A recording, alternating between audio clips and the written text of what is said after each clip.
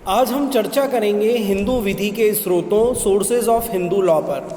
हिंदू विधि व्यवस्था सबसे प्राचीन विधि व्यवस्था कही जा सकती है। यदि वेदों का काल हम 4000 से 1000 बीसी माने तो हिंदू विधि व्यवस्था तकरीबन 6000 वर्ष पुरानी है।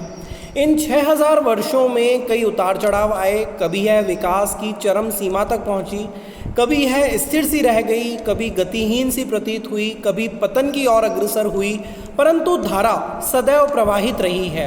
जीवन की भांति ही विधि भी कभी स्थिर नहीं होती। विधि का कार्य होता है सामाजिक आवश्यकताओं और ध्येयों की पूर्ति करना। ये अनिवार्य है कि विधि बदलती हुई सामाजिक व्यवस्थाओं के अनुरूप हो। हिंदू विधि व्यवस्था की श्रेष्ठता इसी में रही है कि बदलती हुई सामाजिक व्यवस्था के साथ साथ इसका प्रवाह बदलता रहा है। हिंदू विधि हजारों वर्षों से असंहिताबद्ध विधि के रूप में हिंदुओं का मार्ग प्रशस्त करती रही है। स्वतंत्र भारत में हिंदू विधि के कतिपय विषयों जैसे विवाह, उत्तराधिकार, दत्तक, भरण पोषण व संरक्षकता व कुछ अन्य विषयों को कानूनों को संहिताबद्ध किया गया। कुछ विषयों पर अभी भी असंहिताबद्ध नियम लागू हैं। विधि के स्रोतों की आवश्यकता व महत्व इस बात पे है कि ये उस विधि से संबंधित अगर कोई समस्या आती है तो उस समस्या का हल कहाँ ढूंढा जाए। संहिताबद्ध विधि से संबंधित समस्या का हल सर्वप्रथम उस विधायन, अधिनियम या कानून में ढूंढा जाता है। हिंदू विधि स्रोतों का अध्ययन हिंदू विधि के विकास की भिन्न भिन्न धाराओं का अध्ययन है। हिंदू विधि के स्रोतों को दो वर्गों में बांटा गया है। पहला प्राचीन या मूल स्रोत, जिनमें श्रुति, स्मृति, टीका एवं निबंध और रूढ़ियाँ हैं। दूसरा आधुनिक या द्वितीय स्रोत, जिसके अंतर्गत साम्य, न्याय और सुआत्मा, पूर्व निर्णय और विधान आते हैं।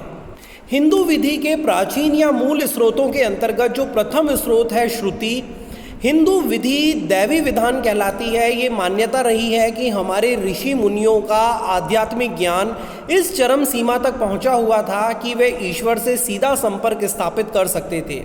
धारणा यह है कि ऐसे ही किसी समय ईश्वर ने स्वयं हिंदू विधि का प्रकटीकरण किया था। इस भांति श्रवण किया गया हिंदू विधि हमारे ऋषि मुनियों ने हमें श्रुति या वेदों के रूप में दिया। श्रुति शब्द का शाब्दिक अर्थ है श्रवण किया हुआ, ईश्वर की वह वाणी जो हमारे ऋषि मुनियों ने श्रवण की, सुनी और जो हमें दी, वो श्रुति कहलाती है। श्रुति का ही दूसरा नाम वेद है। वेदों में ईश्वर की वाणी है।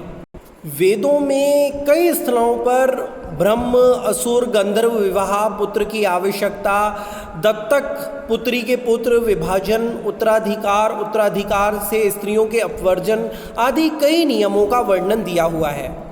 सिद्धांत रूप में वेद हिंदू विधि के मूलभूत स्रोत हैं। वेद में हमारे पूर्वज आर्यों के बहुमुखी जीवन, रहन सहन, रीति रिवाज, अनुष्ठान, धार्मिक आस्था, आकांक्षाओं और दर्शन का वर्णन है। प्राचीन स्रोतों के अंतर्गत जो दूसरा स्रोत है वो है स्मृति। स्मृतियों के साथ ही विधि के क्रमबद्ध और सुव्यवस्थित विकास के युग का आरंभ होता है। स्मृति युग भारतीय विधि का स्वर्ण युग है। स्मृति पद का शाब्दिक अर्थ है जो कुछ भी स्मरण में है। हमारे ऋषि मुनियों ने देवी वाणी का श्रवण किया और इस देवी वाणी का संकलन उन्होंने वेदों में किया। फिर भी बहुत कुछ उनके स्मरण पटल पर रहा। मान्यता ये है कि स्मृतियाँ ऋषि मुनियों के स्मरण पर ही आधारित है। स्मृतियों में धर्मसूत्र और धर्मशास्त्र दो भागों में हम बांट सकते हैं। धर्मसूत्र है जो अधिकांश धर्मसूत्र गद्य में है, कुछ गद्य और पद्य दोनों में लिखे गए हैं। धर्मसूत्र पर उनके लेखक के नाम अंकित हैं। कहीं कहीं पर लेखक की शाखा का नाम भी दिया गया है। धर्मसूत्रों का युग लगभग 800 बीसी से 200 बीसी तक है। संभवतः अनेक धर्मसूत्रकार हुए हैं जिनमें गौतम, बौधायन, आपस्तंभ, हरित, वशिष्ठ और विष्णु प्रमुख हैं। धर्मसूत्र मनुष्य के बाह्य संबंधों से संबंधित कर्तव्यों को निर्धारित करते हैं। वे मनुष्य के द्वारा ही रचित है। वैदिक ज्ञान, धर्म एवं विधि में पारंगत विद्वानों और सुआचरण करने वाले आर्यों की रूढ़ियाँ उनका आधार है। धर्म सूत्रकारों ने हमें एक ऐसी विधि व्यवस्था दी है, चाहे वह इतनी सुव्यवस्थित और क्रमबद्ध ना हो जितनी कि धर्म शास्त्रों में है। हो सकता है कि धर्म सूत्रकारों को हिंदू विधि व्यवस्था का जन्मदाता कहना उचित ना हो, निसंदेह ही वह प्रथम मार्गदर्शक अवश्य थे। जो प्रमुख धर्म सूत्रकार हुए हैं उनमें गौतम, बौधायन, आपस्तंभ, वशिष्ठ, विष्णु, हरित प्रमुख हैं।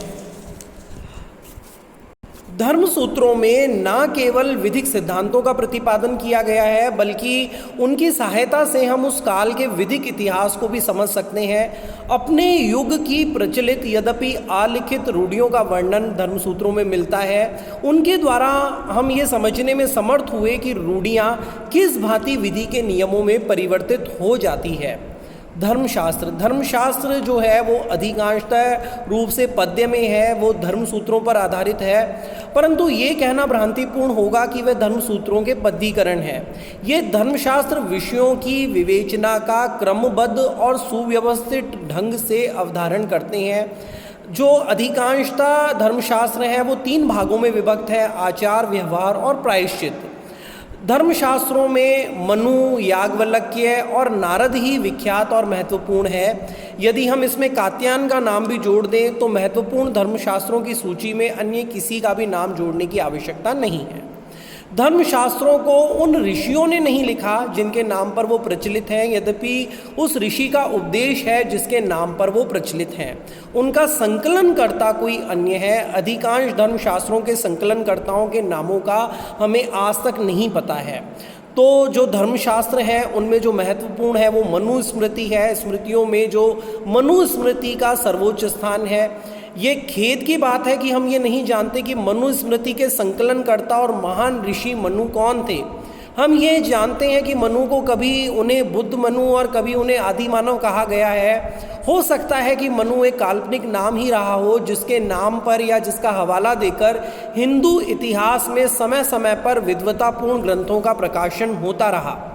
मनुस्मृति में 12 अध्याय और 2694 श्लोक हैं और मनुस्मृति में महत्वपूर्ण विधिक सिद्धांतों की प्रतिपादना की गई है। और मनुस्मृति के अलावा जो याज्ञवल्क्य स्मृति, नारद स्मृति भी महत्वपूर्ण है, जिसमें प्राचीन हिंदू विधि के महत्वपूर्ण विधिक सिद्धांतों की विवेचना की गई है। जो प्राचीन स्रोतों के अंतर्गत तीसरा स्रोत जिसे माना जा सकता है वो है टीका और निबंध। टीकाओं और निबंधों का युग लगभग 1000 वर्ष पुराना है। ईसा की 7वीं शताब्दी से 17वीं शताब्दी तक।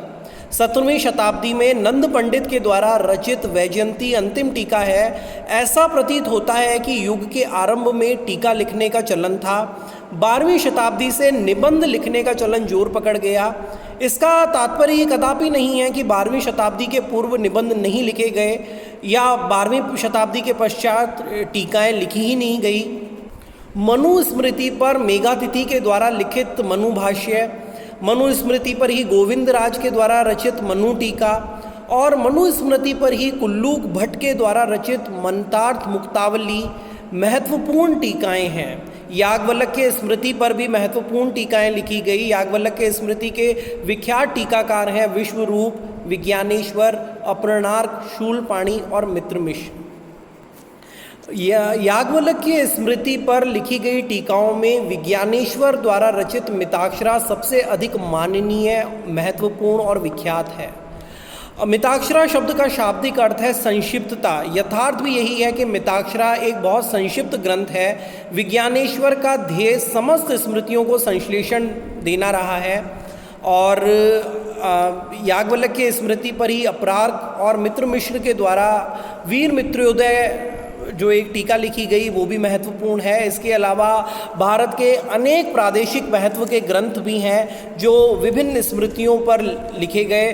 दक्षिण भारत में स्मृति चंद्रिका, सरस्वती विलास, व्यवहार निर्णय और पश्चिम भारत में वीर मित्रोदय, संस्कार कौस्तुभ, मिथिला में मदन पारिजात, विवाद रत्नाकर के द्वारा लिखे गए ग्रंथ, वाराणसी में वीर मित्रोदय, निर्णय सिंधु, विवाद तांडव प्रमुख ग्रंथ हैं। विवाद तांडव जो है उत्तराधिकार विधि पर एक मान्य ग्रंथ है। बंगाल के ग्रंथों में जिमूतवाहन द्वारा रचित दायभाग बंगाल में प्रमुख मान्य और प्राधिकृत ग्रंथ है। इसके रचना काल के बारे में विवाद है। संभवतः ये 11वीं शताब्दी में लिखा गया था। ये विभाजन, उत्तराधिकार और स्त्री धन पर एक प्रमुख निबंध है। जिमूतवाहन निसंदेह ही बंगाल के एक बहुत बड़े विधिवक्ता हुए हैं। संभवतः वे बंगाल में राजवंश में प्रमुख मंत्री थे। उनके द्वारा रचित 2 अन्य ग्रंथ भी प्रकाश में आए, काल विवेक और व्यवहार मातृका। दायभाग प्रगतिशील विचारधारा का प्रतिपादक ग्रंथ माना जाता है। जिमूतवाहन का महत्व इसी से विदित होता है कि समस्त बंगाल क्षेत्र में आज भी कोई उनके विचारों को चुनौती नहीं दे सका है। दायभाग पर कई टीकाएं लिखी गई हैं। प्राचीन या मूल स्रोतों के अंतर्गत जो चौथा तत्व है, चौथा स्रोत है, वो है रूढ़ी। ये पूर्णतः मान्य तथ्य है कि मानव के प्रारंभिक इतिहास में विधि का मुख्य स्रोत रूढ़ी रही है, रूढ़ी या कस्टम प्रथा। अब ये भी मानने में कोई आपत्ति नहीं हो सकती कि कहने के लिए श्रुति स्मृति देवी विधि का लिपिबद्ध करती हो, परंतु यथार्थ में वो उस काल की रूढ़ी को संकलित करती हैं। मानव ने जब सामूहिक जीवन व्यतीत करना आरंभ किया तो उसे ये आवश्यकता महसूस हुई कि सामूहिक जीवन शांतिपूर्वक रहे और मानव जीवन के बीच कोई संघर्ष ना हो। इसी भावना से मानव आचरण के प्राथमिक नियमों का जन्म हुआ। अनुभव और आवश्यकता के द्वारा वह इस निष्कर्ष पर पहुंचा कि किन मानव आचरण के नियमों का पालन करना सामूहिक जीवन के अनुकूल होगा। ऐसे नियम विकसित होते गए। मानव समाज के कोप का भाजन होने से बचने के लिए उन नियमों का पालन करने लगा। विकास के इस युग तक पहुंचने पर इस मानव आचरण के नियमों को प्रथा या रूढ़ी का नाम दिया जाने लगा। प्रथाएं कुछ पीढ़ियों तक अविच्छिन्न रूप से माने जाने पर रूढ़ियां कहलाने लगी। वर्तमान हिंदू विधि के अंतर्गत रूढ़ियों को तभी मान्यता प्राप्त होती है जबकि वो प्राचीन, ज्ञात, निरंतर और निश्चित रही हो, वो अनैतिक या लोकनीति के विरुद्ध नहीं हो और उसे साक्ष्य के द्वारा साबित किया जाए।